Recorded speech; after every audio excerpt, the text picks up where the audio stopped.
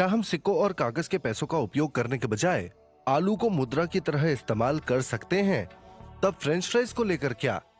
खैर, समस्या ये है कि वे एक निश्चित आकार या माप में नहीं होते हैं, जिससे उन्हें मानकीकृत करना मुश्किल होता है।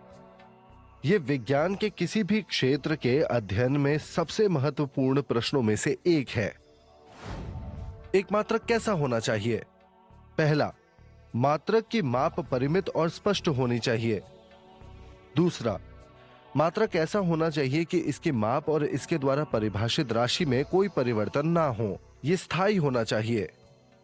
तीसरा, मात्रक का प्रोटोटाइप आसानी से पुनः प्राप्य होना चाहिए। और चौथा, मात्रकों का एक मॉडल आसानी से उपलब्ध होना चाहिए। मात्रकों को स्थिर करके भौतिक राशियों की एक निश्चित न्यूनतम संख्या के लिए शेष भौतिक राशियों के मात्रक का पता लगाया जा सकता है, जिनका अक्सर उपयोग होता है। ऐसी भौतिक राशियों को मूल राशियां कहा जाता है और उनके मात्रक मूल मात्रक कहलाते हैं। मूल मात्रकों से प्राप्त शेष भौतिक राशियों के मात्रकों को व्युत्पन्न मात्रक कहा जाता है। इन मूल भौतिक मात्राओं के मापन और इनके आवश्यक न्यूनतम मात्रकों की संख्या के परिणाम स्वरूप समय समय पर मात्रकों की विभिन्न पद्धतियां उत्पन्न हुई। विभिन्न पद्धतियां। पहला, FPS पद्धति है, फुट पाउंड सेकंड पद्धति। दूसरा, CGS पद्धति है, सेंटीमीटर ग्राम सेकंड पद्धति। तीसरा, MKS पद्धति है, मीटर किलोग्राम सेकंड पद्धति।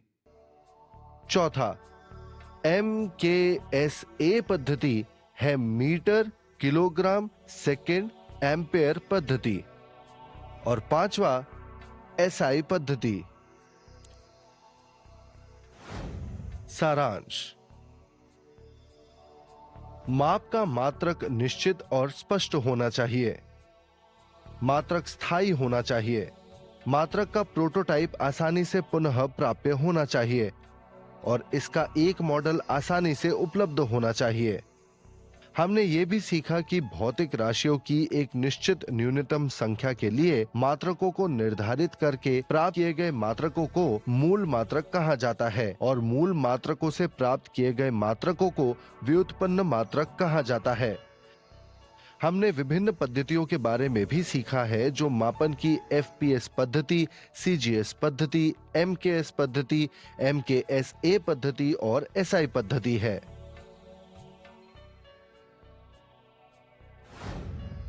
इसलिए किलोग्राम निश्चित रूप से आलू की तुलना में एक बेहतर मात्रक है, मानते हैं?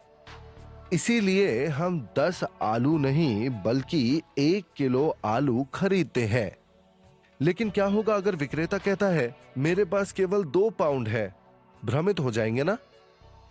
मानकीकरण के महत्व को समझने के लिए बने रहिए।